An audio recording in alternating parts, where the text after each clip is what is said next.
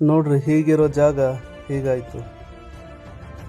ನಮಸ್ತೆ ಸೊರಬ, ನಾನು ಸಂದೇಶ್ ವಜ್ರ.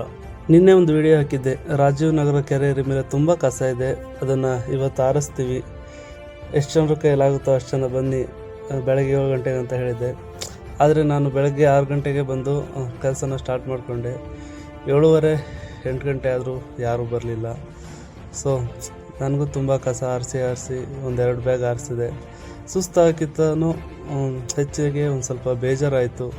ಯಾಕಂದರೆ ಸಪೋರ್ಟಿಗೆ ಯಾರೂ ಬರ್ತಾಯಿಲ್ಲ ನಮ್ಮ ಸೊರಬದಲ್ಲಿ. ಬರೋವಂಥ ಮನಸ್ಸಿರೋರಿಗೆ ನಾನು ವಿಡಿಯೋ ತಲುಪ್ತಾ ಇರ್ಬೋದು. ಲಾಭ ಇಲ್ಲ ಅಂದರೆ ನಮ್ಮ ಜನ ಯಾವುದಕ್ಕೂ ಸಪೋರ್ಟ್ ಮಾಡಲ್ಲ ಅಂತ ಅನಿಸುತ್ತೆ. ಸೊ ಇರಲಿ, ನನಗೂ ಸುಸ್ತಾಗಿ ಇನ್ನೇನು ಮನೆ ಹೋಗೋಣ ಅಂತ ಅಂದ್ಕೊಂಡಿದ್ದೆ. ಪುರಸಭೆಗೆ ಹೇಳಿದ್ದೆ ಇವತ್ತು ಕಸ ಆರಿಸ್ತೀನಿ ಅಂತ. ಪುರಸಭೆಯರಂತೂ ಬಂದು ಖುಷಿ ಆಯಿತು ನನಗೆ. ಕೆಲಸ ಸ್ಟಾರ್ಟ್ ಮಾಡ್ಕೊಂಡಿವಿ. ಇಲ್ಲಿ ಎಷ್ಟು ಗಲೀಜಿದೆ ಅಂದರೆ ಎಲ್ಲ ಅಡುಗೆ ಮನೆ ವೇಸ್ಟು, ಮಕ್ಕಳ ಡೈಪರ್ಗಳು. ಈ ಕೆರೆ ಮೇಲೆ ಹೆಚ್ಚಾಗಿ ನಮಗೆ ಸಿಕ್ಕಿದ್ದೆ ಮಕ್ಕಳ ಡೈಪರ್ಗಳು. ನಿಮಗೆ ಅದನ್ನು ಎಸೆಯೋದಕ್ಕೂ ಎಲ್ಲಿ ಜಾಗ ಸಿಗಲ್ವ. ಡೈಲಿ ಮನೆ ಎದುರಿಗೆ ಪುರಸಭೆ ಗಾಡಿ ಬರುತ್ತೆ, ಅಲ್ಲಿ ನಮ್ಮ ಜನಗೆ ಹಾಕಕ್ಕೆ ಟೈಮ್ ಇರೋಲ್ಲ. ಅವಾಗ ಮಲ್ಕೊಂಡಿರ್ತಾರಲ್ವ. ಇವಾಗ ವಾಕಿಂಗ್ ಬಂದಾಗ ನೈಟ್ ರಾತ್ರಿ ಯಾರೂ ಕಾಣಿಸಲ್ವಲ್ಲ, ಅವಾಗ ಹೀಗೆ ಎಸ್ದು ಹೋಗ್ತಾರೆ. ನೋಡ್ರಿ ಹೆಂಗಾಗಿದೆ ದೇಶದ ಪರಿಸ್ಥಿತಿ ಅಂದರೆ, ಎಲ್ಲಿ ನೋಡಿದ್ರೂ ಕಸನೇ ತುಂಬ್ಕೊಂಡೋಗಿದೆ. ಕೊನೆಗೆ ನೀವೊಂದು ದಿವಸನೂ ಕಸನ ಹಾಕ್ತೀರಾ. ಈ ಥರ ಕಸ ಹಾಕ್ತಿರಲ್ಲ, ನೀವೊಂದು ದಿವಸನೂ ಕೊನೆಗೆ ಕಸನ ಹಾಕ್ತೀರಾ. ನೋಡಿರಿ, ಇಷ್ಟೆಲ್ಲ ಕಸನ ಆರಿಸಿದೀವಿ. ಒಂದು ಲೋಡು ಕಸ ಆಯಿತು. ಇನ್ನೊಂದು ಸೈಡ್ ಕೂಡ ಆರಿಸೋದಿದೆ, ಅದಕ್ಕೆ ಇನ್ನೊಂದು ದಿವಸ ಬರ್ತೀವಿ ಅಂದರು.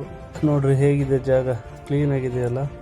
ಇದಲ್ಲ, ಇದು ಕ್ಲೀನು. ಹೀಗೆ ಇರಬೇಕು. ಕ್ಲೀನಾಗಿದ್ರೆ ನೋಡೋಕೆ ಚಂದ ಅಲ್ವಾ. ನಿಮ್ಮನೆ ಅಷ್ಟೇ ಕ್ಲೀನ್ ಇದ್ರೆ ಸಾಕು. ಪರಿಸರನೂ ಕ್ಲೀನ್ ಇರೋದು ಬೇಡವಾ? ಹೊರಗಿನ ಸಮಾಜನೂ ಕ್ಲೀನ್ ಇರೋದು ಬೇಡವಾ? ನಮ್ಮ ಜನಗಳಿಗೆ ನಾವು ಚೆನ್ನಾಗಿದ್ರೆ ಸಾಕು, ಬೇರೆದೆಲ್ಲ ಏನಾದರೂ ಅವ್ರಿಗೆ ಏನಾಗಬೇಕಾಗಿದೆ. ಈ ಥರ ಕಸ ಹಾಕೋರಿಗೆ ನಂದೊಂದು ಮಾತು, ನೀವೇನು ಮಾಡ್ತಾ ಇದ್ದೀರಂತ ಗೊತ್ತಾ? ಒಮ್ಮೆ ಹೊರ ದೇಶಗಳನ್ನು ನೋಡಿ, ಅದು ಹೇಗಿದೆ ಅಂತ. ಅಲ್ಲಿನ ಸ್ವಚ್ಛತೆ ಹೇಗಿದೆ, ಅಲ್ಲಿನ ಡೆವಲಪ್ಮೆಂಟ್ ಹೇಗಿದೆ ಅಂತ. ಅಲ್ಲಿನ ಸ್ವಚ್ಛತೆ, ಅಲ್ಲಿನ ಡೆವಲಪ್ಮೆಂಟ್ ಇಲ್ಲಿ ಯಾಕೆ ಬರ್ತಾ ಇಲ್ಲ ಅಂದರೆ, ಮೊದಲಿಗೆ ನಮ್ಮ ಜನ ಸರಿ ಇಲ್ಲ. ಈ ಥರ ಕಸ ಹಾಕ್ತಾ ಇದ್ದೀರಾ, ಡೆವಲಪ್ಮೆಂಟ್ ಬಗ್ಗೆ ಯಾರೂ ಪ್ರಶ್ನೆ ಮಾಡಲ್ಲ. ತಾವಾಯಿತು ತಮ್ಮ ಕೆಲಸ ಆಯಿತು ಅಂತ ಸುಮ್ಮನೆ ಇದ್ದೀರ. ನೀವು ಹೀಗೆ ಕಸ ಹಾಕ್ತಿದ್ರೆ ಮುಂದೊಂದು ದಿವಸ ನಿಮ್ಮ ಜೀವನನೂ ಹೀಗೆ ಕೊಳತು ನಾರುತ್ತೆ. ಇದಂತೂ ನಿಜ. ಇನ್ನು ಮುಂದಾದ್ರು ರಾಜೀವ್ ನಗರ ಕೆರೆ ಮೇಲೆ ಯಾರೂ ಕಸ ಹಾಕಬೇಡ್ರಿ.